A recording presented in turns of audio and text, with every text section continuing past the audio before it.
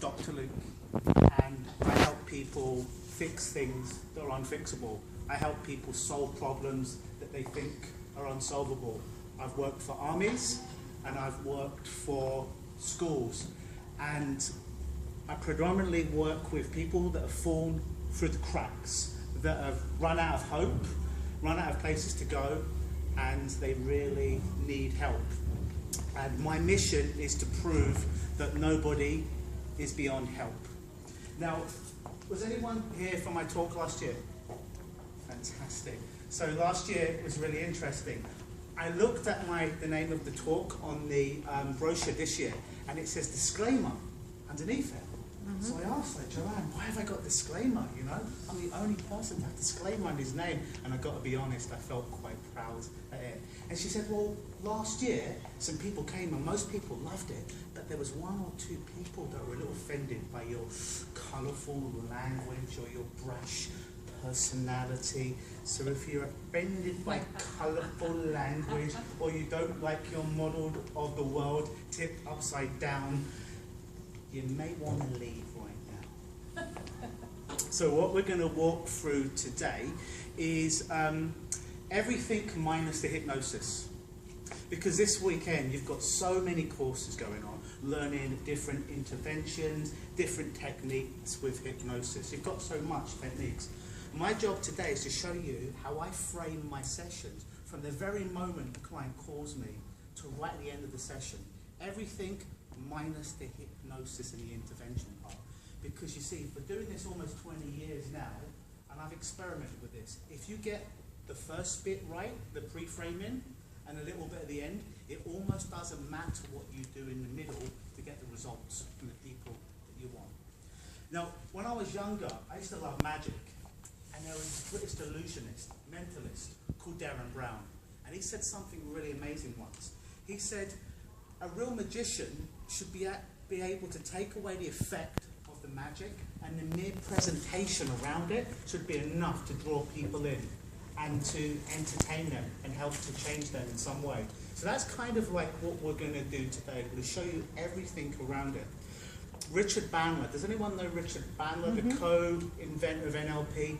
He said that there's no process in process, sorry, there's no content in content worth knowing. It's all about process and structure, the structure of what you do, and it doesn't really matter about the context. And you know this from working with our clients. All of our clients have a story. They have a story of why they're broken, something that's wrong, a story that they've been perpetuating over and over again in their mind. The story doesn't help them. If it helped them the first time they told the story to someone, it would have been fixed. So the story is the content. We don't care about the content. We care about the context, how they structure that inside their head. Now, when someone first hears about me, they call me up. And what do most people do when they call us up as hypnotists? What's the first question that they have? How much do you charge? How much do you charge, right? And that's a very subtle way of a client taking control of the session away from you straight away, because then you're like, well, and you're kind of almost on the back foot at that point. When someone, you know what I say when someone calls me up and their first question is, how much do you charge? For this call, absolutely nothing. If they persist, I say, well, listen, I don't know nothing about you. I don't even know if I can help you right now, so it would be unfair of me to claim a price. How about I take you through our pre-talk right now, or our pre-screening, to find out a little bit more about you, so I can honestly tell you if I can help you, because right now I don't know. Would that be okay with you? And 99% of people say yes. So then the ball is in my court at that point, because we always want to be knowing where we're going with our clients, our very next step, because they're going to try and hijack our sessions, they're going to try and hijack things. And it's not their own fault, it's just the faulty software that's helped that problem stay inside their head. So we've got to take control straight away, because if they were taking control in the right way, they wouldn't be in our office, they wouldn't come to see us. So then what I do is I take them through a phone script. Now this phone script has had 1,000,001 revisions. If I get a good question, I add it to my phone script. If I find something's not working, I take it out of the phone script. Are you going to give us that? You know what? At the end of today's session, I'm going to hand out a little form where you can put your name and you can put your email address, and I can send this to you. But I'm also going to send you videos of the frames that I'm going to talk about today. They're videos from 3 to 9 minutes with specific languaging for the clients, and you can feel free to model them for your own sessions. I'll pass that at the end, and if you just make a note in the email about the questionnaire, I can send that out to you as well. Can I ask you a question, Luke? Absolutely. We're talking about a phone call. A lot of my leads come from an email. Do you want to translate that into a phone call? Absolutely. Don't give them anything by email, just say, let's set up a call. Yeah, because if we're in a room together, I have a level of influence with you right now. If it's over the phone, I have a little bit less influence, or quite a lot. I've still got something. If it's only email, it's just words on the screen. I have less and less and less. Okay. So if someone emails me, well, I want to lose weight, how much do you charge? My response is, well, all my sessions are customized to the individual. So the next step would be to organize a free screening telephone call. When's a good time to reach you? Okay. Bang. And then I don't ever take it that they're going to call me. I take it on onus to call them at a very, very specific time, like you're booking an appointment, because our time is valuable. And so they understand that. So once we get them to the phone, I want to find out if they're calling for themselves or if they're calling for someone else. Because if they're calling for someone else, I want to be speaking to the person that actually has the challenge, that actually has the problem. So if they're like, well, I'm calling for my husband, I really want him to quit smoking, can you help? Oh, that's amazing, thanks for being a great wife, being very loving and caring.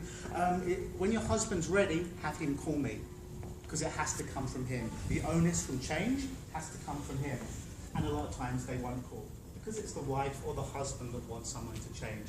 So it's all about getting that person to be proactive in their problem and not having them outsource it to a wife or a husband. So once I've determined this is the person and they're calling on their own behalf, let's say it's smoking, and it can be anything, right? But let's just say it's smoking.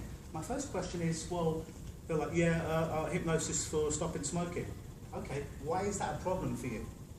Because I want to find out more about them. I'm gathering ammunition. I'm sorting the wound, if you would. Just knowing that they want to quit smoking, what does that give me? That gives me no leverage to work with them. Why? Well, why do you want to quit smoking?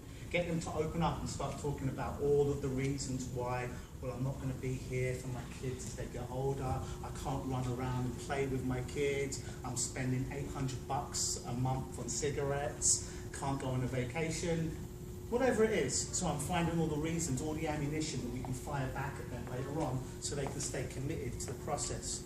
Then I'll ask them, how is that impacting your life? How is your problem? How's it impacting your life? Again, find out more stuff, more pain. Because they're only going to call us and they're only going to change and they're only going to come into our office if they're sufficiently in pain. Because if you imagine that there's a continuum, ultimate pain is over here and ultimate pleasure is here. Most people are in the middle. I call it no man and no woman's land. They ain't having enough pain to change, but they're not experiencing enough pleasure to be blissful in their life. They're somewhere in the middle where they're kind of living, they're kind of getting by. They're not going to call us here. They're going to call us when they're close to this end and they're experiencing pain. So the more that we can respectfully and lovingly nudge them a bit closer here, the more we can start getting them to where we want them to be in the right mindset for change.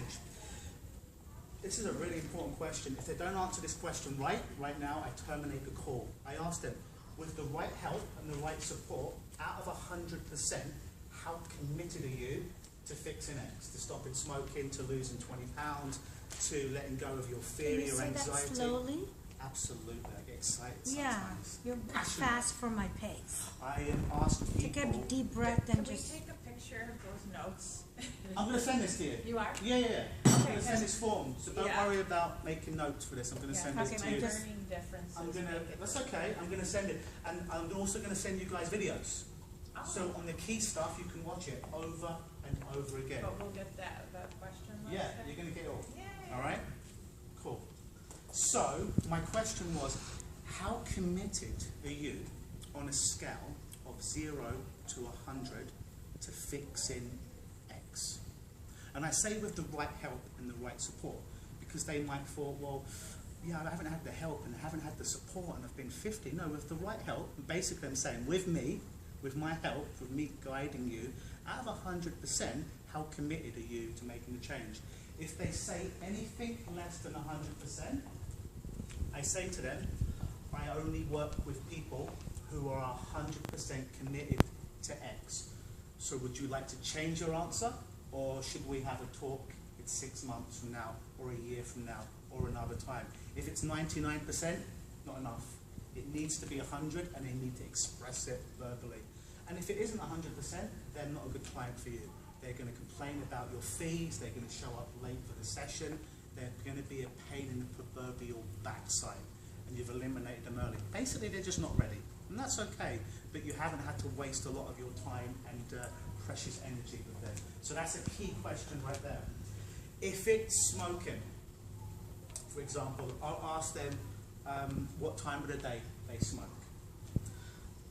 And if they've been smoking for, say, 20 years, or they've been overweight for 20 years, they've been traumatizing themselves for 20 years, I ask them, so why now do you want to change? Why not a year ago? 2 years ago? 6 months ago? Why now? Why now is it important for you to absolutely change? I'm pushing people closer and closer to getting more committed to making the changes in their life. It's almost like a yes ladder in sales, you know? It's about building up that ammunition so we can fire it back on them lovingly later on to help them. Then I'll ask them, how long have you been thinking about quitting smoking? How long have you been thinking about losing weight? How long have you been thinking about getting rid of this problem? The reason I ask that question is at the end of the call, when we go to book a session and I take their credit card details, sometimes what the people say to us is an objection, I need to go and think about it. If they tell me here they've already been thinking about it for 6 months or 2 years, I'm like, well, you've already thought about it for a year.